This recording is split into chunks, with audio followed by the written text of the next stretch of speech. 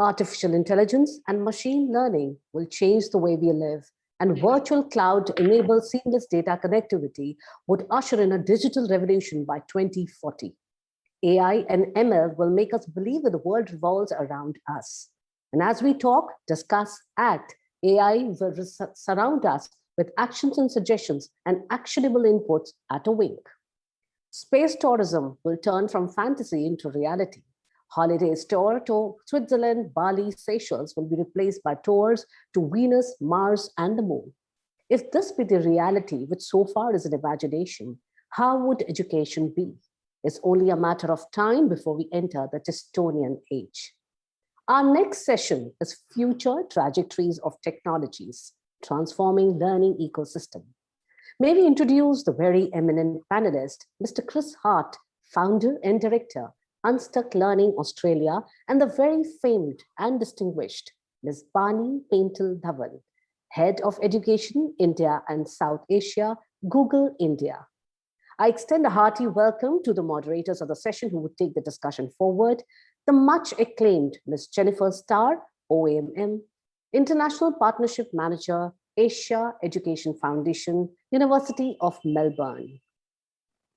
Ms. Jennifer Starr couldn't join us due to a natural emergency at Brisbane. We also have with us Ms. Asha Prabhakar, Secretary, NPSC and Principal, Bal Bharti Public School, Noida. Ms. Rashmi Malik, Executive Member, NPSC and Principal, Sanwan Public School, Gurugram, has kindly consented to be the coordinator of the session. Over to you, ma'am.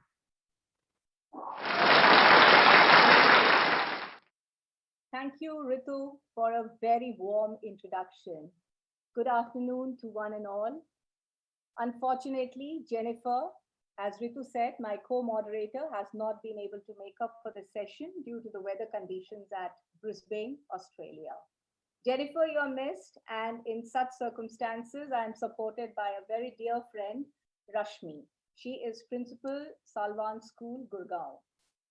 Bani and Chris, let me brief you in short that this morning the conference opened with a great bang, and the inaugural session witnessed some of the great luminaries, and one of them being the Nobel laureate Sri Kailash Satyarthi. We just concluded with a very engaging session on rethinking learning in primary years, and we heard some very progressive views. We're running this session late, almost by an hour, and our apologies for the same. So ladies and gentlemen, on behalf of NPSC and on my behalf, I have the privilege and honor to welcome the two distinguished speakers of the session, Bani Paintal, Head of Education, Google India and South Asia.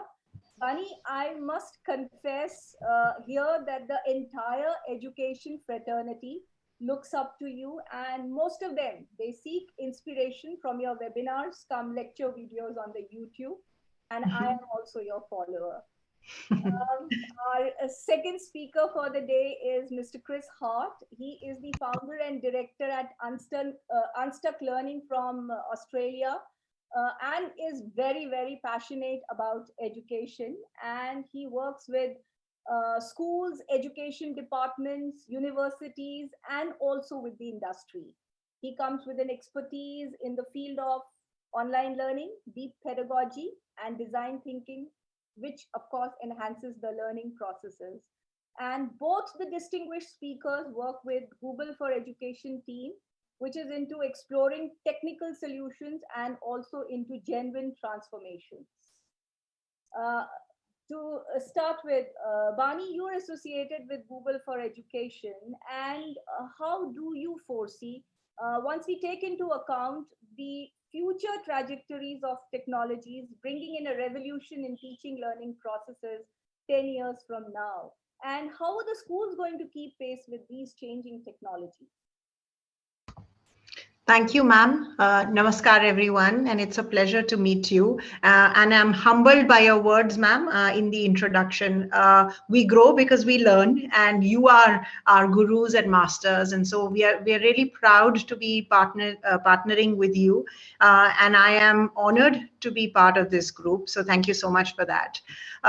I would start by fundamentally answering your question, ma'am, that these last 2 years have, in any case, taught us a lifetime of everything, whether it's, how to survive, how to thrive, how to, connect, how to support, how to build communities, how to support, each other, and more importantly, how to adopt technology. I don't think any of us had visualized that our lives would fundamentally change in less than 2 years. Though I must confess that I think students were very much on this path, and they were hoping and praying that and when we come back the next day to schools, magically we will have all of this AR, VR technology where we'll be talking and talking to the virtual world, so to speak, or the metaverse as we are now wanting to call it.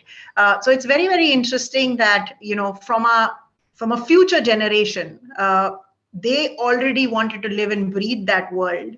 And then there were a set of us who were trying to adapt as quickly as possible to what these changes are, because these are fundamentally changing every year. Technologies change, how we behave and interact with technology change. And finally, I think the toughest job is all of you as school leaders, who have to not only take such quick decisions on what it would mean for your school environments, but also have to be nimble and agile enough to leapfrog, particularly the kind of disruptions that we have seen in the last 2 years because of COVID. I think it is commendable how the Indian education system came together to make the fullest of the opportunity. But I also believe that one of the positives in all of the negatives that have happened because of COVID is that we have understood the value of technology-based learning, or internet-enabled learning, or digital learning, as it is broadly called. What is really, really important is that as we think about 10 years from now, I would break those 10 years down into smaller, digestible chunks. And I know as teachers and as educators, you're always very passionate about how do we actually simplify that explanation. And so in my attempt to explain, what I'm really going to cover is how do we keep the student at the center of the universe and help them get access to learning opportunity and realizing their full potential, by way of supporting the teacher as the key director, so that she and he can actually effectively interact with the student, not only from an optimization of their own skills and the expertise, the pedagogical expertise they bring in, but also be nimble or agile enough to pick and choose the kind of technologies that will help them not only in their subject, but also deliver a more personalized experience to the students that they are impacting. And then the third stakeholder that I would say is school leaders like yourself, who have to make these strategic decisions, some of which will mean that not only are they disruptive in what you were doing in your school concepts, they will also need budgets. They would also need a foresight that says, tomorrow a new technology comes in. How am I supposed to adapt to that? Am I like in a never-ending cycle of investments, rather than really realizing what is that learning impact if I have made that strategic decision to go ahead with a particular technology? And finally, I think the circle gets completed when we talk about how do we engage with the larger community, particularly parents.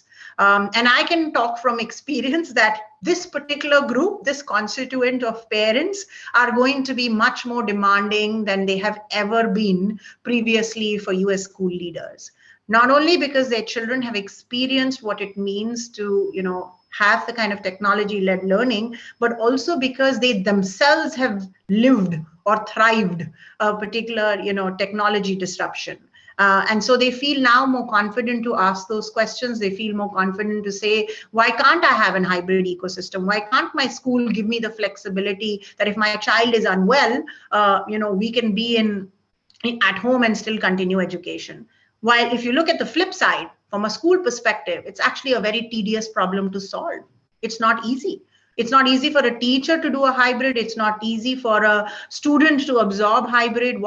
Are we doing justice to the students inside the classroom in schools versus those that are online?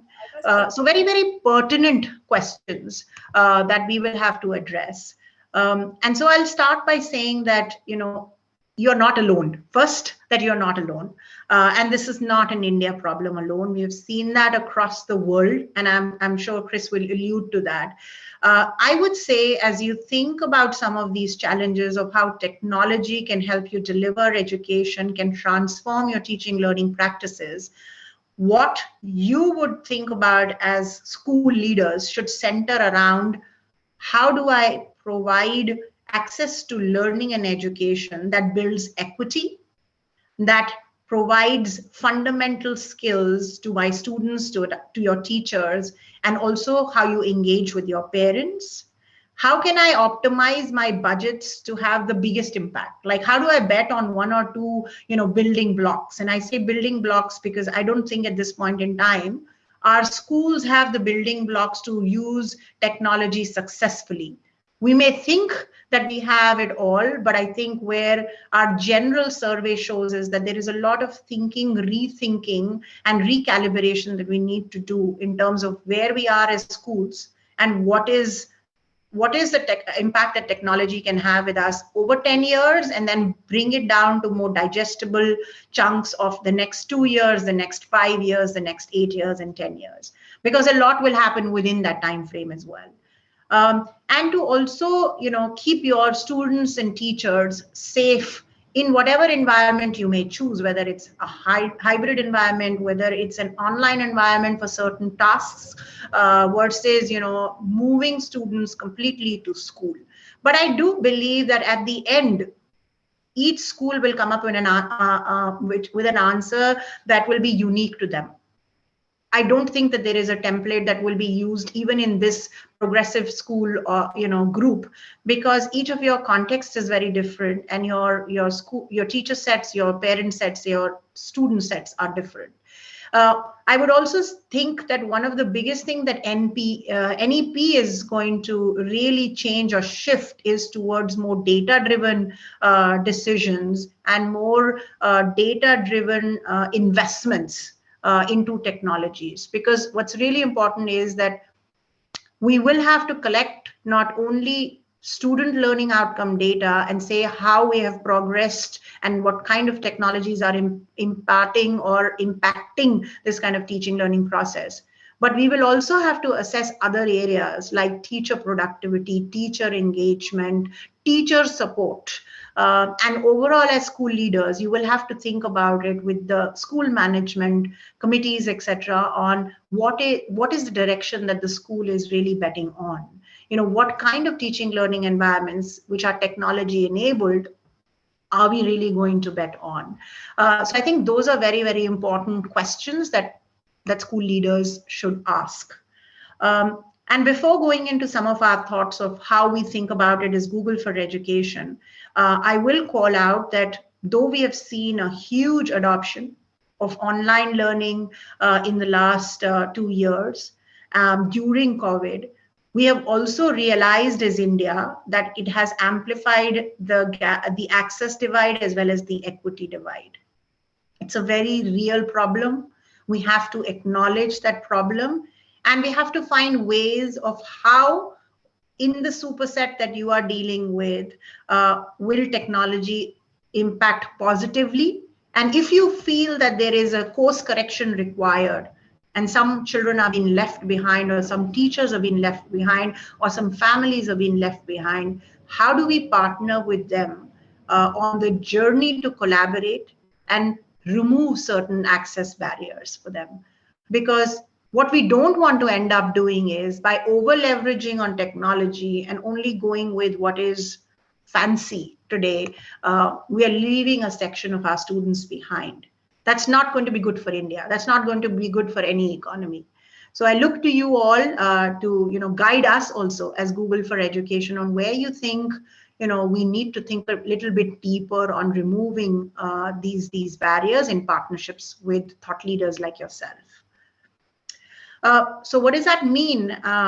Fundamentally, it means how can we change our approach from surviving to thriving in an ecosystem that would be digitally led, internet enabled, or at the very least, hybrid to make sure that all of the positives that we have learned in the last 2 years are incorporated into our teaching learning practices. I would also say the question that we should be asking is, how can we leapfrog to adopt digital across all the schools that you represent, and also support the ecosystem and act as a hub of innovation for some of these technologies? Because unless we support this ecosystem, it is too large and too broad in India. So please look at it, because collaboration comes easy in this environment, partnerships comes easy in that environment, and the same teacher that is delivering great learning for your schools can also make a material change to a student that may not be able to come to your schools, but can, learn from all the wealth of knowledge that is being developed. So I would say hug and embrace some of those ecosystems as you think about transforming your school system using technology. It's very, very clear to us as Google for Education that for the future skill of students, both in their personal and professional environments, it will be an internet-first environment, and it will be a web-first technology environment. And what we mean by that is a very simple example. As educators and as individual users of technology, I'm sure you've experienced a life where you're easily switching between your mobile phone into your laptops or tablets, whatever there might be. And you're super frustrated when you are not able to find that same document or that same slide that you wanted to present on your phone versus your laptop or your tablets. Now, the world of internet and web technologies that we envisage as Google is going to be completely interoperable. You will be able to see the same thing on your phone that you're able to see on your laptop, that you're able to see on your tablet, in a way that you're able to not only do just-in-time knowledge sharing and collaboration, but also it'll become a seamless world. Like, there will be no loss of efficiency. There will be no loss of productivity in terms of, can somebody present for me? Can somebody, I lost my data, etc., etc. Now think, if our life has fundamentally changed, and this is a fundamental ask or a need that we have defined for ourselves as adults, what would it mean for our students, our primary students, our secondary students, our senior secondary student? They have to so quickly adapt to this environment. And we may argue that it comes naturally to them. And we are, not digital natives that they are, but clearly this needs a reorientation of how we think technology, how we perceive technology, how we want to adopt technology.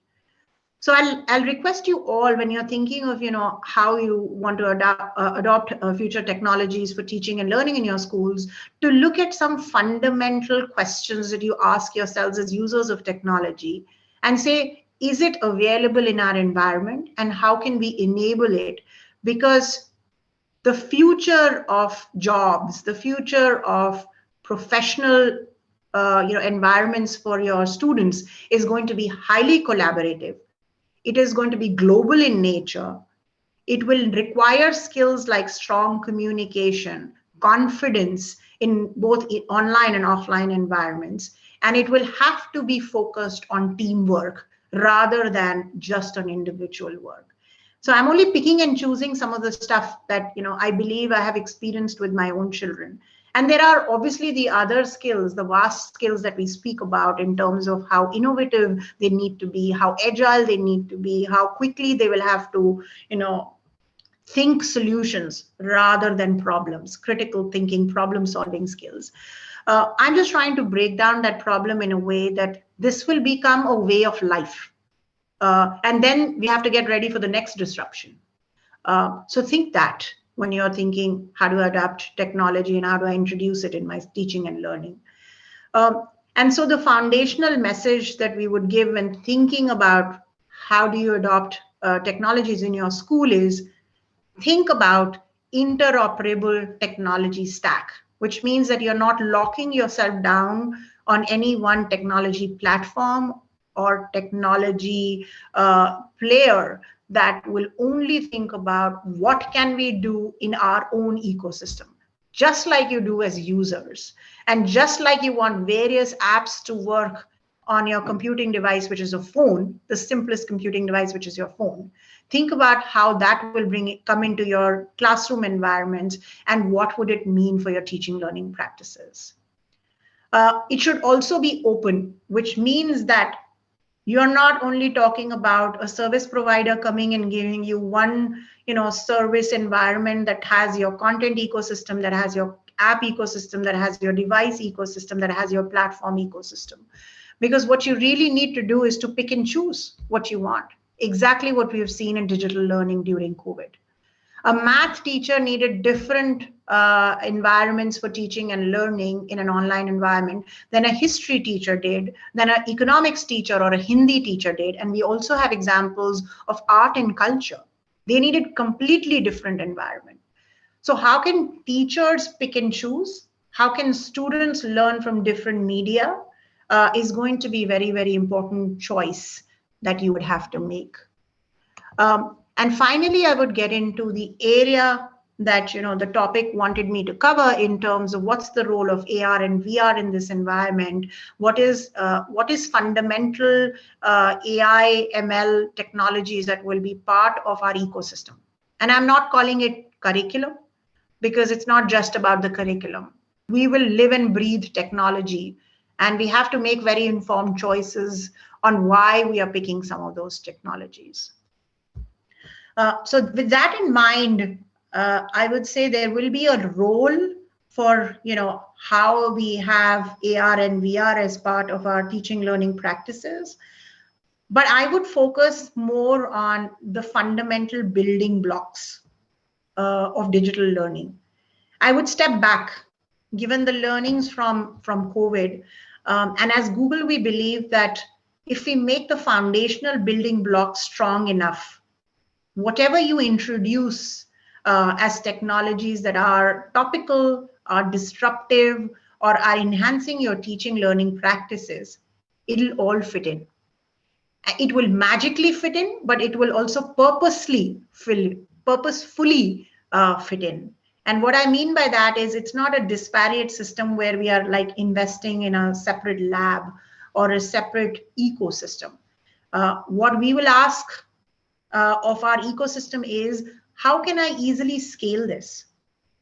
When I'm betting on an interoperable and open environment, which is what the our government policies or NEP is also alluding to, why do I have to reimagine or re-choose a technology platform over again and again? I should be able to use the web for everything. I should be able to get everything off the internet, and I should be able to customize it to the needs of my school. So ask for that. Ask and challenge the partners that you have in your ecosystem to give you answers for those. And when we get those foundational technologies and investments right, building off the other stacks will be very, very effortless. How do we help as Google for Education? So our mission is to organize the world's information and make it universally accessible and useful. And we want this information to be used and converted into intelligence in your classrooms. How you can apply that information to be transformative, how you can apply that for projects, for understanding and developing life skills are very, very important to us as Google for Education. And when we mean yours, we mean the entire ecosystem that you are managing within, as school leaders, as teachers, as shapers or gurus of students, and how you will interact with your parents as well. Our endeavor as Google would be that every technology or tool will help people learn new things. They will be able to fuel their curiosity. They will be able to ask certain questions to build knowledge. And we'll also want to connect people in the process. YouTube does that effortlessly. Search does that in so many ways.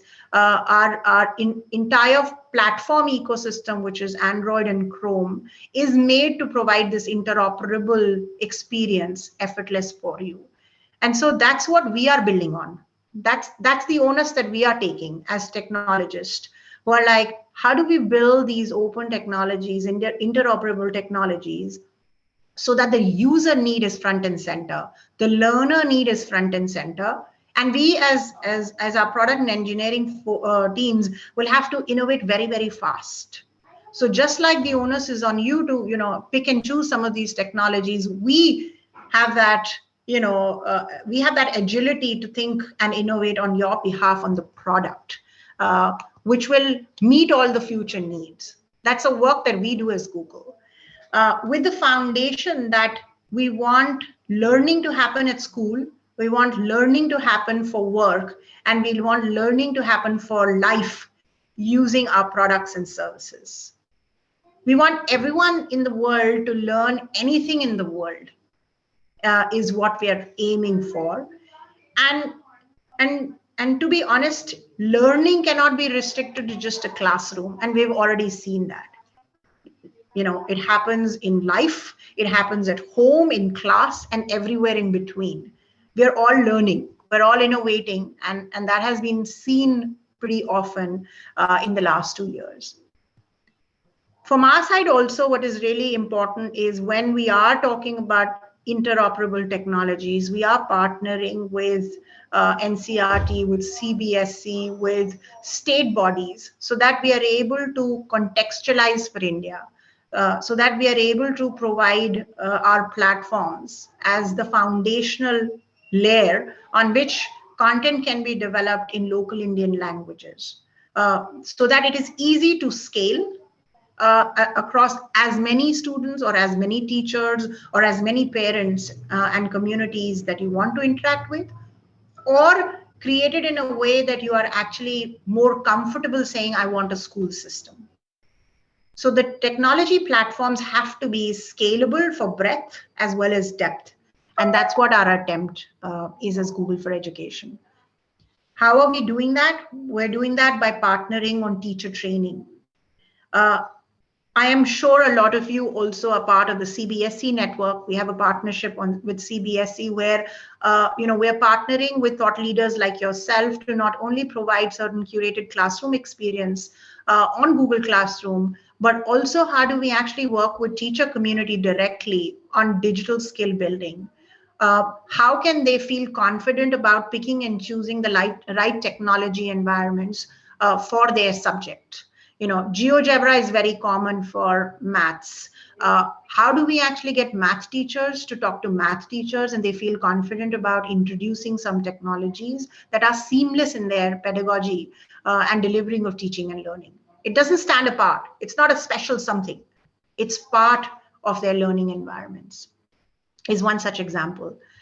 And we feel confident that, if we are innovating across products and if we are partnering with ecosystems like yourself, digital teaching and learning is going to have or already has had a positive impact both on student learning outcomes as well as teachers.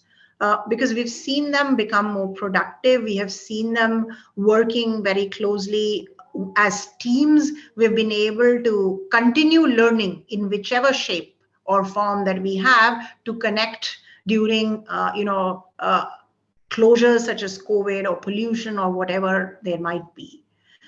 We also know from teachers that they believe that if they have the right set of technology tools, they are able to not only upskill themselves, but are able to transfer all of the future skills that we've been talking about from a student perspective.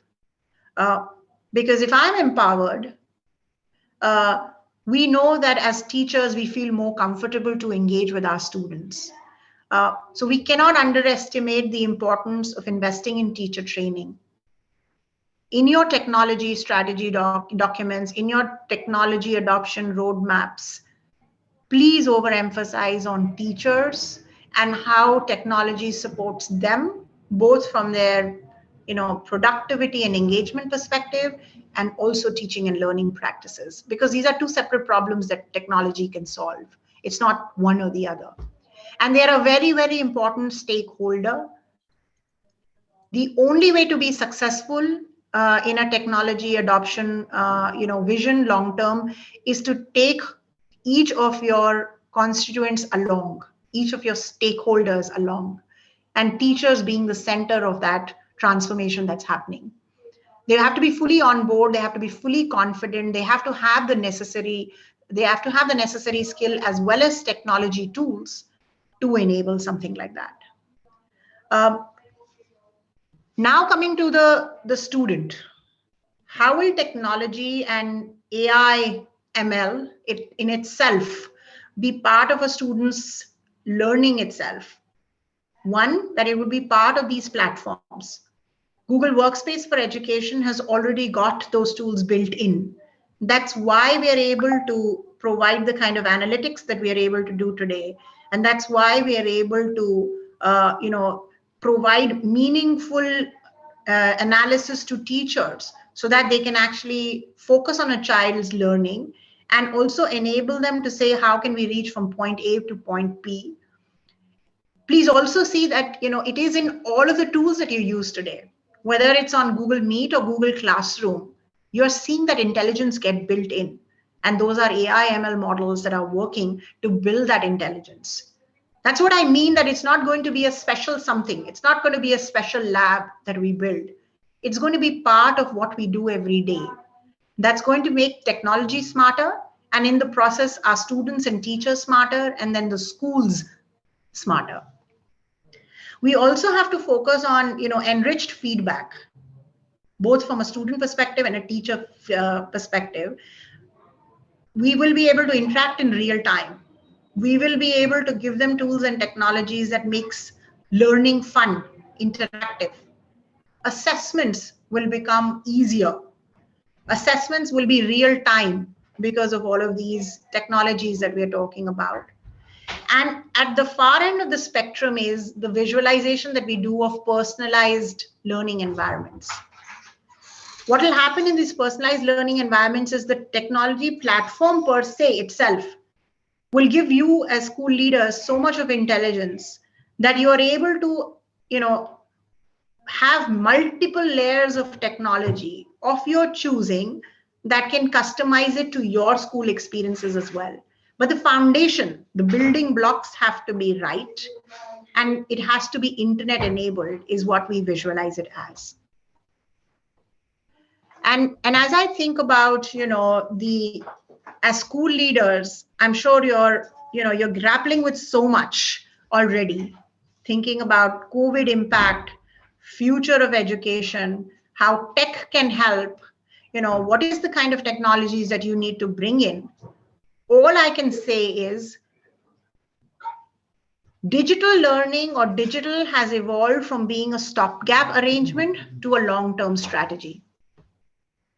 Please don't think about we had to do what we had to do. We thrived in a COVID environment, or we survived a COVID environment.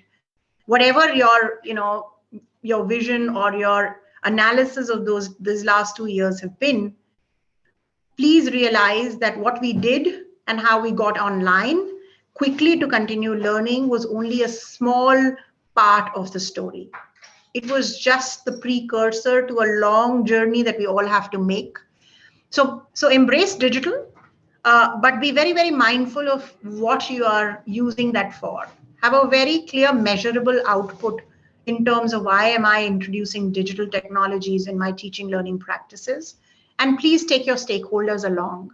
Parents, like I said, have become a very important stakeholders. Teachers will be able to tell you. Yes. Thank you, Bani. Thank you so much, Asha ma'am.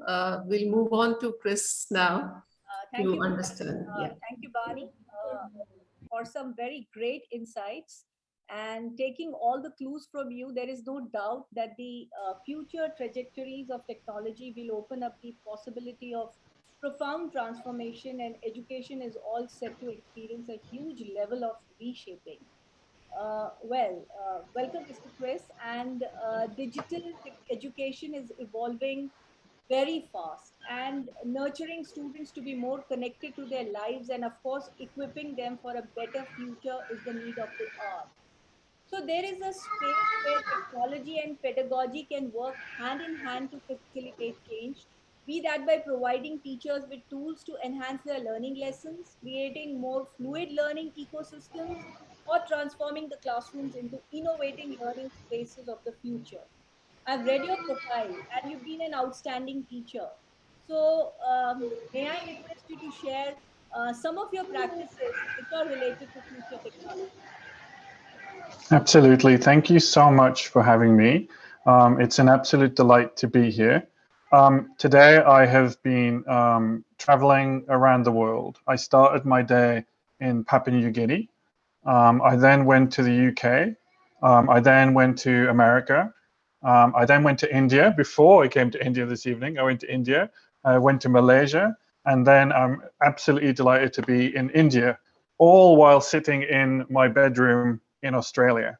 So when we talk about future trajectories of technology, I'm really fascinated about this idea that indeed so much of the technology which we think is so futuristic is already here and already being used in wonderful ways. I just want to thank my friend Bani for her wonderful, eloquent, and really fascinating presentation, because I think what she's done is set so beautifully that context around technology. And I'm going to take it now to kind of a really practical level and what some of that looks like when we're designing learning. My background is a teacher for 17 years, so teaching French, Spanish, technology, and design thinking. And then more recently working with schools and governments and wonderful people, supporting them in their digital transformation journeys. Before I really get into the detail of this session, I would like to spend a moment to acknowledge the traditional owners of the land upon which I am today, the Bunurong people of the Eastern Kulin Nations, down here in the beautiful, I'll just put on my laser pointer and show you, down here in beautiful Victoria in Melbourne, which is where I'm sitting right about now. And I would like to pay my respects to their elders, past, present, and emerging, and acknowledge that all of the gurus who are watching and taking part in this this presentation today are also custodians of our future and custodians of the future of our children, who, as we know, hold the future of our planet in their hands. And I do just want to acknowledge my good friend Jen, who unfortunately, Asha, as you mentioned, is unable to be with us today because of the floods in Queensland. So her house is unfortunately being affected.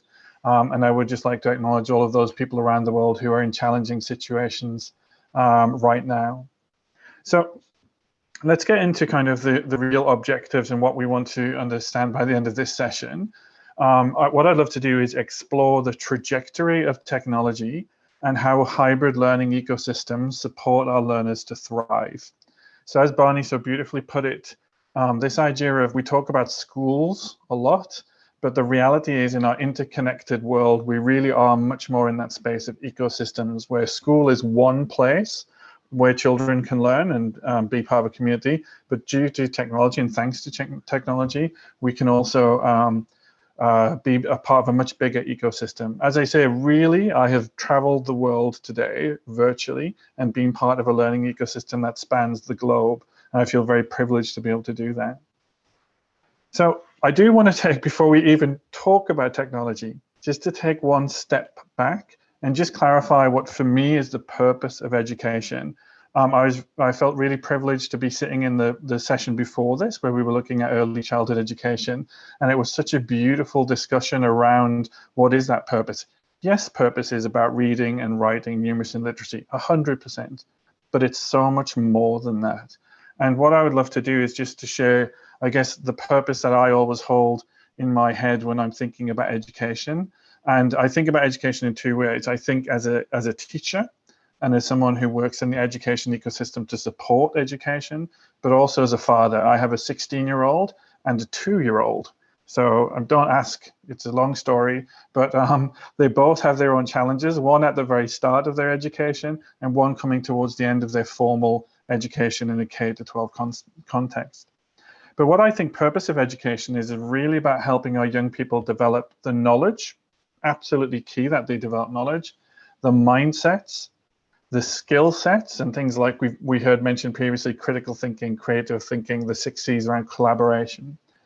and the tool sets necessary. And what I love, as Barney just beautifully presented, is this idea that not only are we helping learners to know more, to be able to think in different ways, to be more resilient, to be more capable of pivoting, but we're also giving them the skills of critical and creative thinking. And we're providing them with really powerful tools with which they can actually do these things.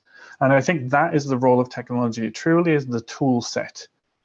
Technology in and of itself can, and I think this is really important within an education context when we're talking about the trajectory of technology, technology could massively influence what we do in education, or we as educationalists can step in and say, this is what we want to achieve. How can the technology help us to do that? So when we talk about VR and AR, of which I am a fan, by the way, I have a really silly Oculus Quest that I wear, and I look stupid when I'm at home because I'm kind of looking around, and I think it's the most amazing thing. I've got a number of Google Cardboard, which is a very similar technology, but using mobile phones. So I'm a fan of that technology, but the reality is, if it's not being used to help develop knowledge, mindset, skill set, and tool set, then actually I would say it's fun and it's enjoyable and it's an interesting technology, but really it's about how we use it. And if our end goal is using that technology to help us to thrive in an equitable society and exercise agency in our lives, then I think that is a really, really important lens with which we look at technology and decide how and what technologies we want to use. And just coming back to Barney's wonderful point about the ecosystem and stakeholders, talking a lot about parents and teachers and schools. And obviously the one that we all know is at the heart of that, which, as Barney said, are the students themselves. How are we supporting them to have that level of agency, to have their purpose, to have their voice, to have choice, to have responsibility over their learning?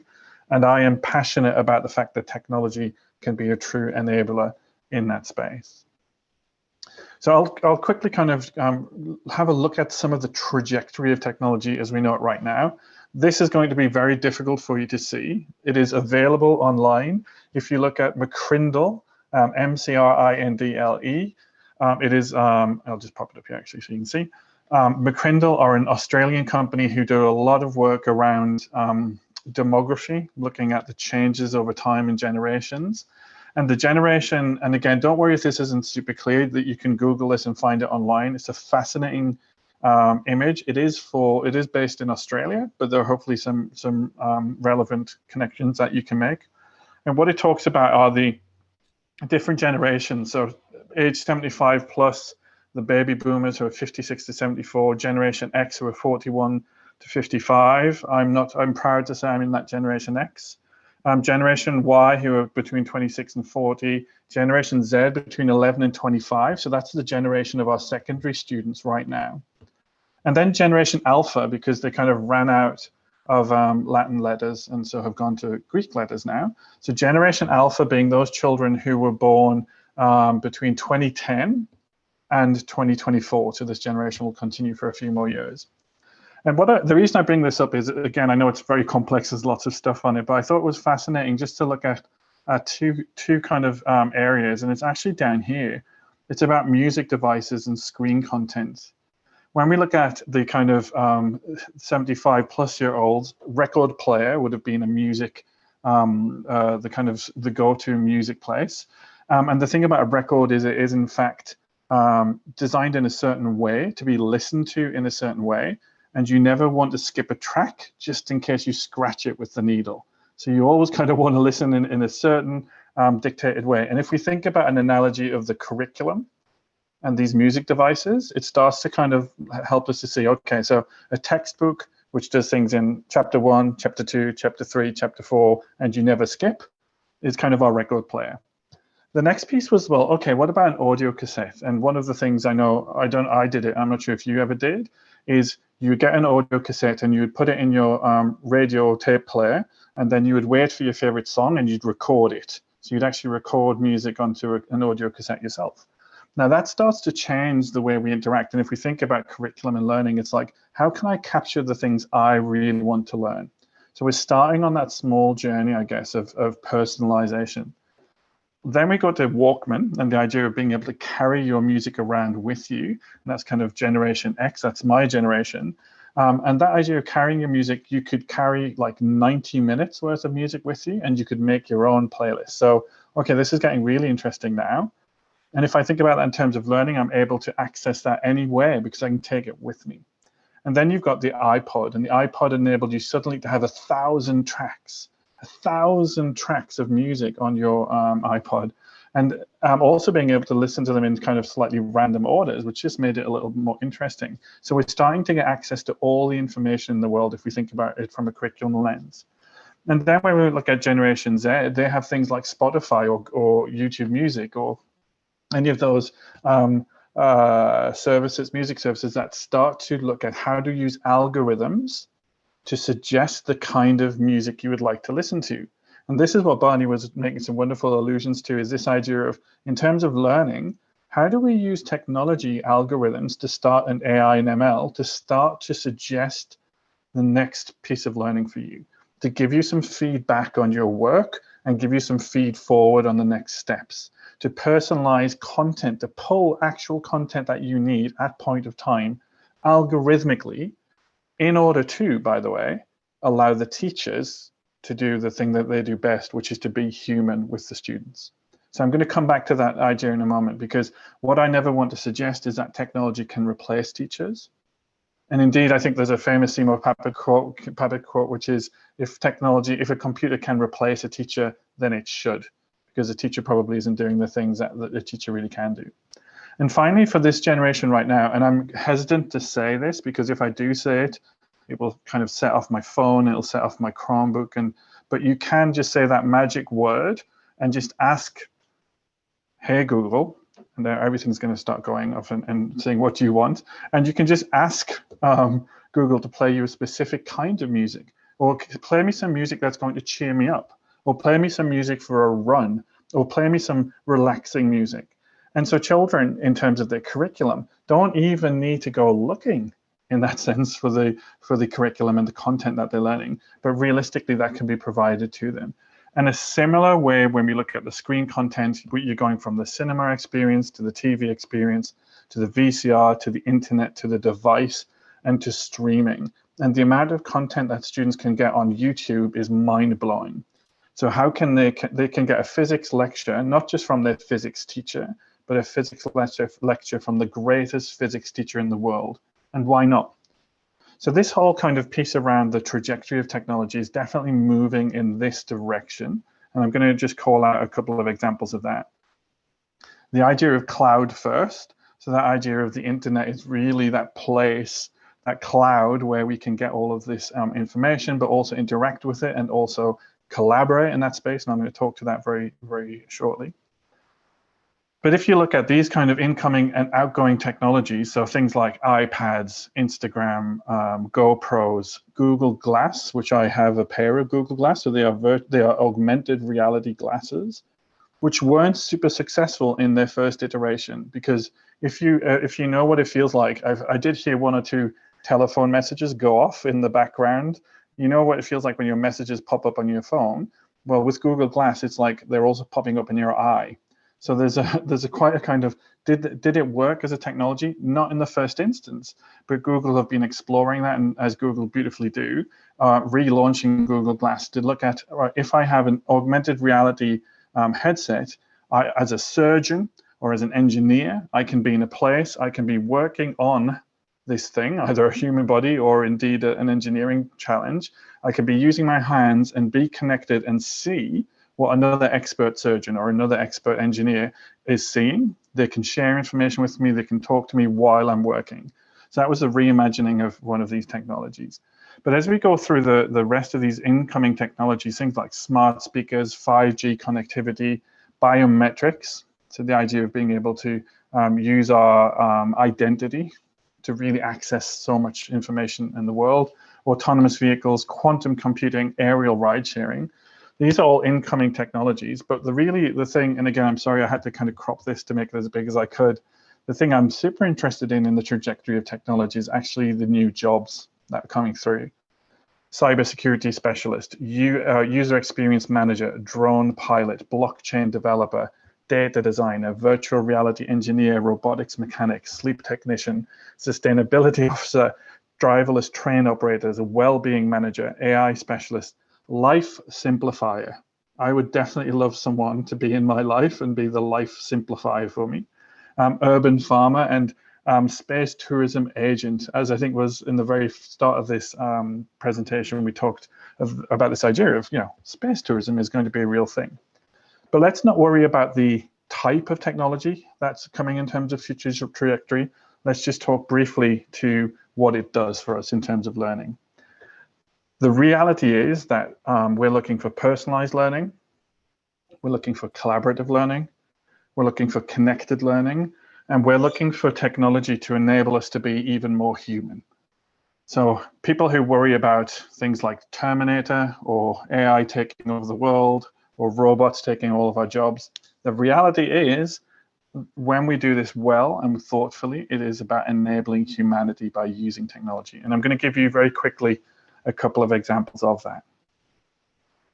YouTube, a really simple example, so much amazing content and the algorithms behind it to suggest the type of learning content that you need at any given time. That's the powerful bit of that personalized learning. Google worked with Walden University, Google Cloud Platform, to build Julian, which is an AI tutor for university students. So what that does is it uses assessment data and it gives feedback and it suggests next steps. So it really is that kind of amazing feedback. And as a former teacher, a former languages teacher with year 12, I remember having to mark their really long essays, and the students would kind of get them back and go, oh, thank you, and then put them away and not really look at all of my hard work that I had done in giving them feedback. What Julian does is it gives it immediately, it gives it very directly, and takes you to the next steps. So again, you can Google Julian, Walden University, and you can find that backstory.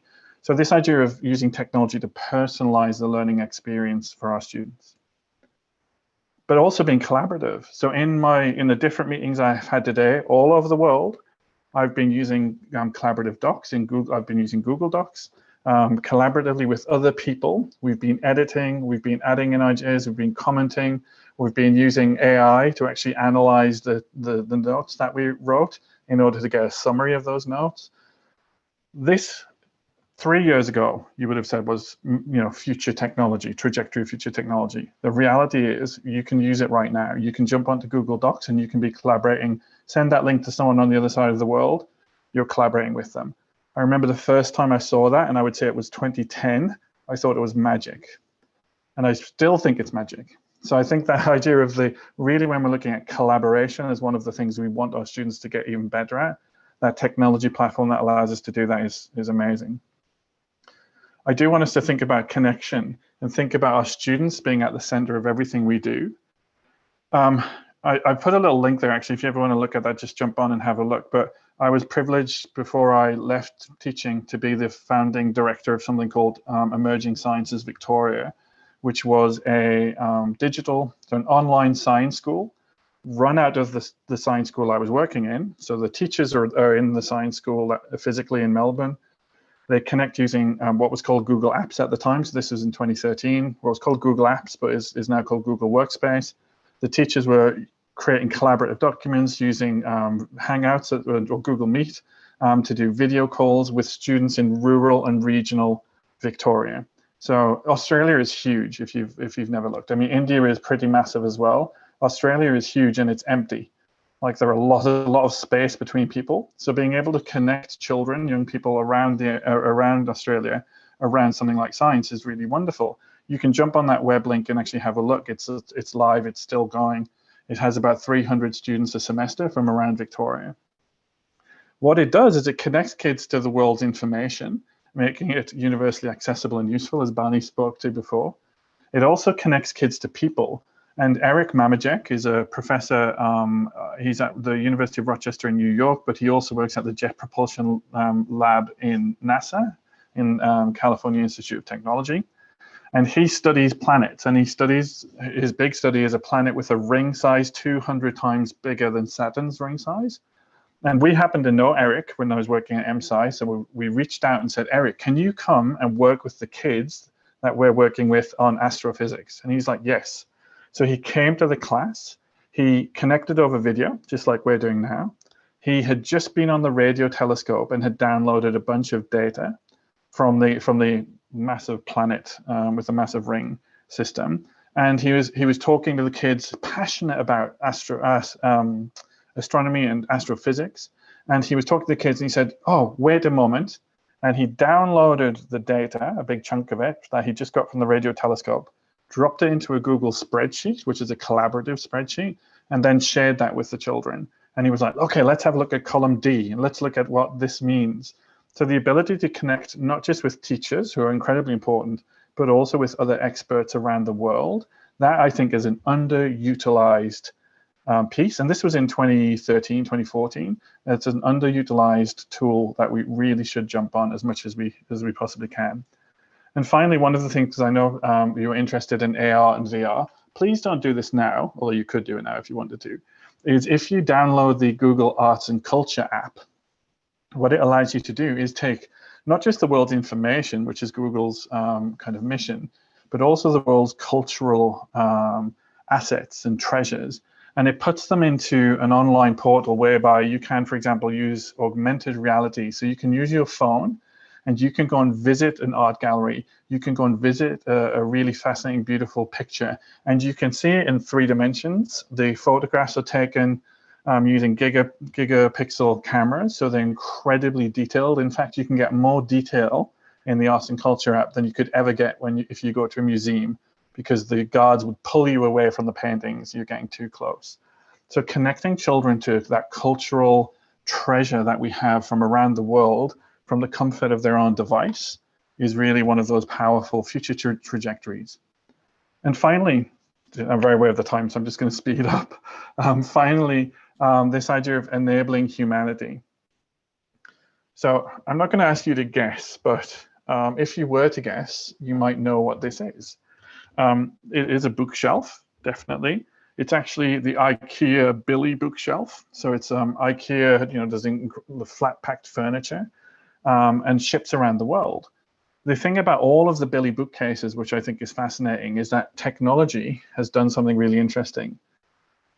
Technology has actually taken over the production of Billy bookshelves. And this is a picture of the factory, which is in the north of Sweden.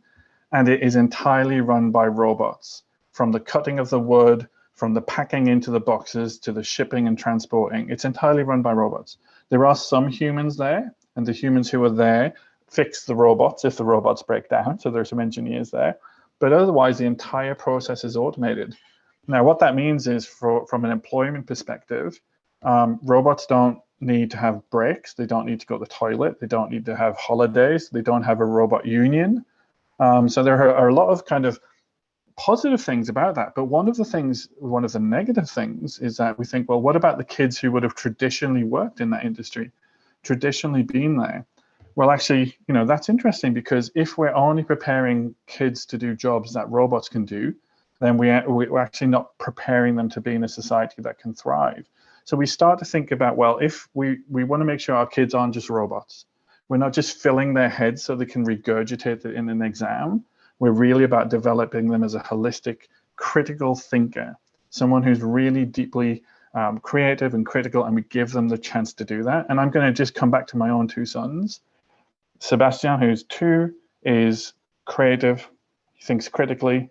I mean, mainly with his toys and throwing them around and things like that, but he thinks creatively, he thinks critically.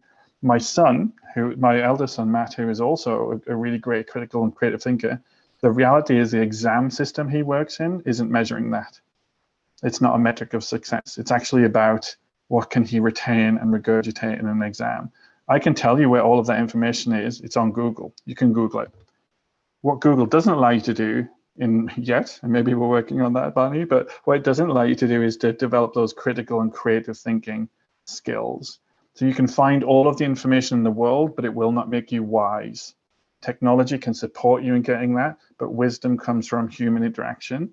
And I think that's what we should be talking about when we're looking at education. All right, I think I should probably leave it there. I've got a few more slides, but I think we're going to have a little bit of discussion, if that's right, Asha and Rashmi. Okay, that's okay. Chris, we are actually running short of time. And I simply wish that I continue to listen to you and Bani Taking the clue from the last slide, Chris, which you showed us, I am an avid reader, and especially I read science fiction, and a follower of a theoretical physicist, Michael Kaku. And when you were showing us the slides, you took me down the memory lane, and somewhere I was thinking about the interstellar civilizations, where Kaku very passionately writes about the civilization which is now going to be 30 years, maybe 2050 emerges, And I feel that the more we read and experience 10 years from now, information technology in general and the networks will have probably penetrated every aspect of human activity. The world is already wired, responsive, and interactive. And of course, there is a good chance that the advanced power computing, as Bani said, and as you said, will be used to help the people stay in and create new kind of communities, both which are going to be virtual and real. And maybe I imagine in some parts of the world, this would mean a return to villages and less urban settings also, what I witnessed during the pandemic. And in other regions, perhaps, where there is a better infrastructure or other attraction, people will stick to their silicon alleys. So in either case, the use of these computing powers, that is the future trajectories of technology, will allow us to make choices about where and how we live and how we work, which was not possible before. So thank you, Bani and Chris. Your thoughts were very, very inspiring. And so much we heard is now applicable into the school ecosystem.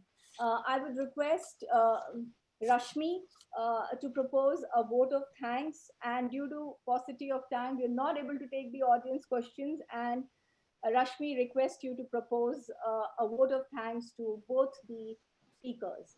Thank you so much, Bani, and thank you so much, Chris, for being here with us today. Thank you, Asha ji, for wonderfully moderating this session. Thank you, Ms. Bani and Mr. Chris. You have really given some insight in spite of, short time towards the future trajectories. Although, all the leaders and all the educators and all the teachers are still trying to Google all the answers to the questions that they are having, right? But then certainly we know that the era has arrived wherein, the tech-based education will be actually helping in creating the independent learners, But there will always be a need for the educators or the teachers. Thank you, Chris, for reassuring that at least, because I was really wondering where the teachers will go if everything will be like, I heard that, you can send your hologram also to a holographic image, I believe, to the children's home also, to teach them.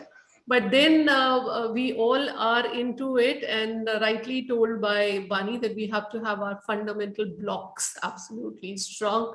That fundamental blocks, if they are strong, then of course the flexibility, if we keep in our mind and we are very, very mindful of not copying the others, but then, creating our own ecosystem and improving on it year after year, the technology will be of a great help to ensure the independent learning is happening in our kids. So thank you so very much, Asha ma'am, Bani ji, and Chris, for this wonderful session. And apologies once again for testing your patience today. But then certainly this is something which is really, really close to every educator's heart. So everybody was there. Right? Thank you so much, and God bless you.